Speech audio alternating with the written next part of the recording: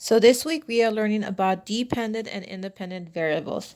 An independent variable represents a quantity that is being manipulated or changed.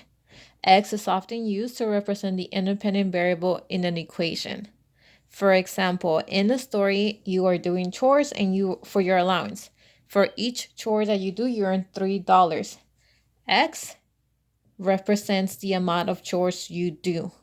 It's the quantity that is being changed. So it's changed because you can do one chore, you can do two chores, you can do three chores. However, the amount of chores you do, you multiply by 3. So X would be the independent variable. It represents a quantity that's being changed. It represents how much chores you do.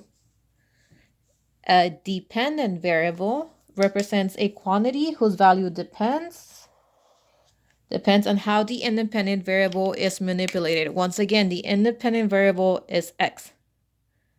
The dependent is the value of it after it's changed. So let me explain it more. 3X, right? X is the amount of chores you do. 3 is the $3 you earn for every chore. So $3 times the amount of chores that you decide to do. Your answer from that is a dependent variable.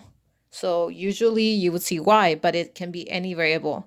It's after the equal sign. But remember, an equation can be written backwards too, so the equal sign can be on this side. It's your answer, in other words, your answer. The answer would be dependent variable because its value depends on how the independent variable was changed. So this depends on how much chores you do, how the independent variable changes. So the dependent variable is the amount of money you make because it depends on how many chores you do. So once again, let me revise what I just said. X is the independent variable because it changes depending on how much chores you do.